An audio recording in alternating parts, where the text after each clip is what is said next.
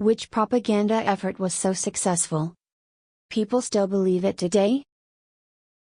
That teeth are supposed to be perfectly white. People should know that a healthy set of teeth doesn't mean they're perfectly white. Super white teeth are not even normal. Our enamel will slowly become more translucent as we age, revealing the color of the dentin, which is yellow, underneath it. That's why as we get older, our teeth will become yellower. Doesn't mean they're not healthy or unclean. This is one of the biggest scams by dental care companies, I believe. They must be making a fortune selling whitening toothpaste, which really doesn't do anything different from other toothpaste. Teeth are supposed to be off-white. Think of teeth like skin. Skin comes in different shades, just like teeth. At least that's what my dentist told me while he was checking my prostate. Many Korean people believe that fans can cause death. Even my mother, who moved to America in her mid-teens, still prohibits me from leaving a fan on overnight for fear of death.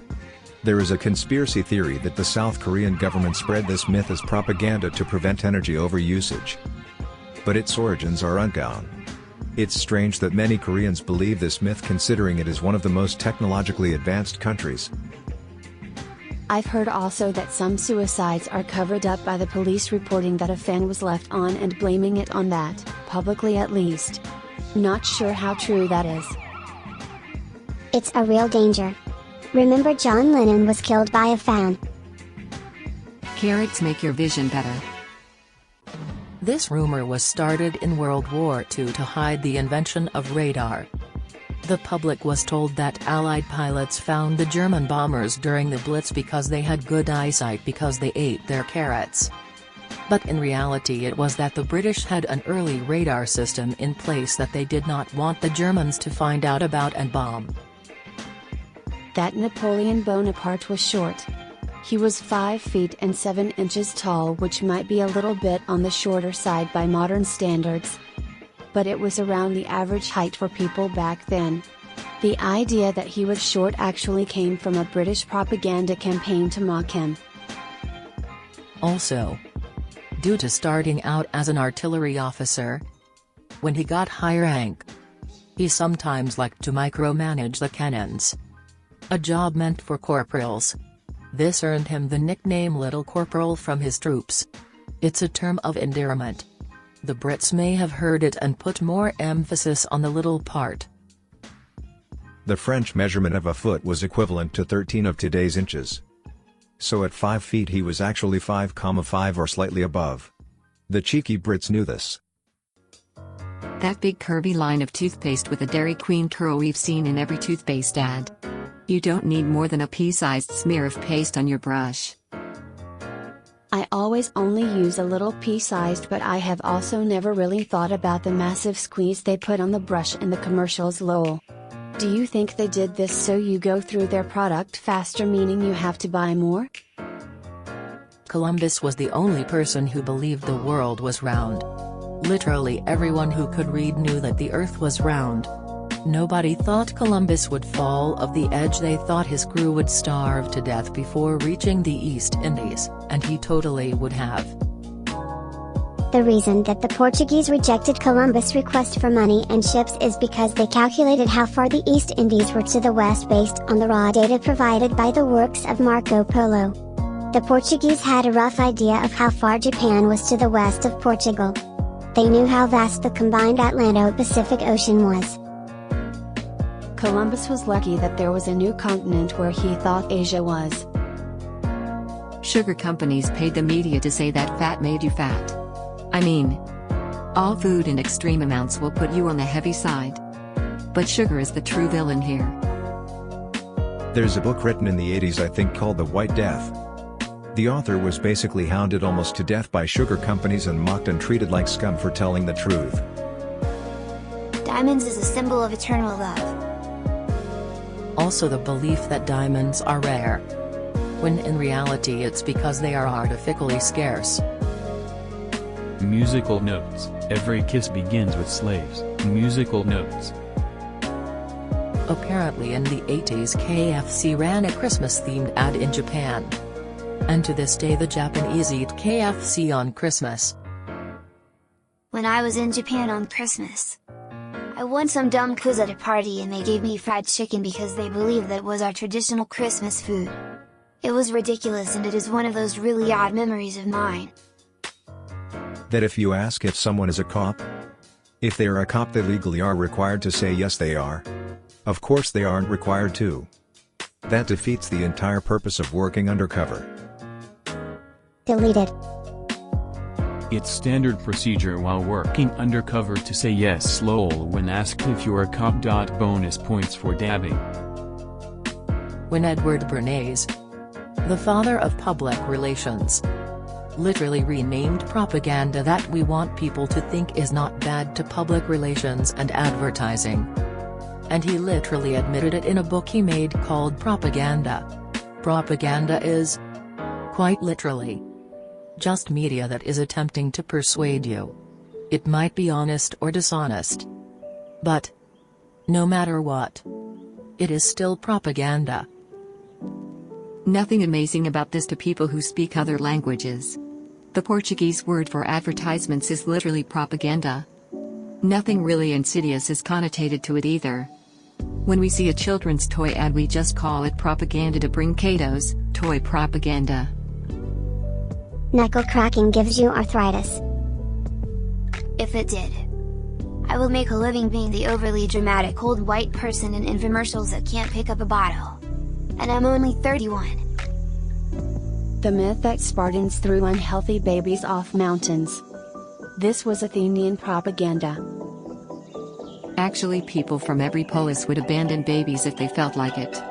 See Oedipus, the Athenians claimed that Spartans ritualized the practice. The Spartans' main problem was all the child raping. That fat is unhealthy. The nutrient that is not actually being fat. Fat-free Italian dressing is pure sugar, whereas normal Italian dressing has almost no sugar. Fat is a necessary part of any diet. Eliminating it completely will never be healthy. Absinthe makes you hallucinate was propaganda because it was hurting the wine industry. Propaganda. Do you have a cold? That turning the light on in the back seat of the car is illegal. Am I the only kid whose father simply said it makes it harder to see? I laughed when I heard this because my mom used to tell me that. To this day I still get nervous when it's on even for just a second. MSG will kill you and is horrible to ingest. I'm allergic to MSG. Really? It is delicious and your body produces it naturally while breaking down regular salt. Some people do have sodium issues. And it may not be good for them. But that's a tiny micro percentage of people. There's MSG in breast milk, tomatoes and Parmesan cheese, etc., etc. It is a natural component of most protein-containing foods. Breakfast is the most important meal of the day. Serving it up Gary's way. At least we got breakfast cereal out of the deal. I love cold cereal. But yeah. What a bunch of bullshit. Camels don't store water in their humps. They store fat in their humps. They store fat in their humps. Me too, camels. Me too. You mean there isn't a bunch of water sloshing around in there like a big empty tank? Autism and vaccines. The original guy wanted to advertise his own vaccine but did not disclose this when he published a hit piece on the mainstream vaccine at the time. In a reputable journal. His alternative vaccine failed. His paper was bashed and ultimately retracted. Yet people smart enough to work at Google don't vaccinate their kids. Andrew Wakefield, a former gastroenterologist and the man responsible for this anti-vax shitshow, originally wanted to prove that vaccines were responsible for bowel disease as well as linking it to autism. He was put through a tribunal by the GMC. It was found that not only had he lied about his research, but was found to have committed 12 acts of abuse against developmentally disabled children after he put them through unnecessary and invasive procedures to try and prove that vaccines were responsible for autism and bowel disease. He put young children through unnecessary colonoscopies and lumbar punctures, spinal taps. He was struck off from the medical register and is no longer allowed to practice medicine. He continues to make a living promoting and speaking at anti-vaccine propaganda events.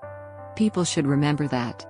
Anti-vaxxers are looking to an abuser found to have put developmentally disabled children through unnecessary medical procedures for advice. Let's not understate how much of a piece of shit the man is. That a man should spend 2 months' salary for his future wife's wedding ring. Which absolutely must be a diamond. Screw that. I spent a total of $150 for my wife's ring and she fucking loves it. And it's a sapphire. Diamonds are no more precious than any other precious gem. And manufactured gems are way easier to come by. Are more perfect. And so much cheaper. As long as it's an actual ruby/sapphire/emerald/etc. It will be just as good as one dug out of the ground. Fake ones are good for a team gift or just friends kind of gift. But they'll shatter pretty easy compared to the real thing. Manufactured gems are also exactly the fucking same. They're heated pressurized carbon, goddammit. Only real difference is no one died for the ones coming from a lab. The McDonald's hot coffee smear campaign to hide the lawsuit.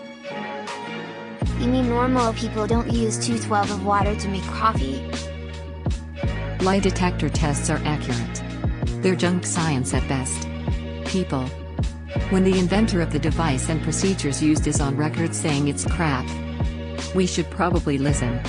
Looking at you, Florida, for allowing LD test results as evidence in court. They're such horse shit. I lost my job as a government contractor because of a lie detector test. I wasn't goddamn lying. That test just made me nervous as fuck.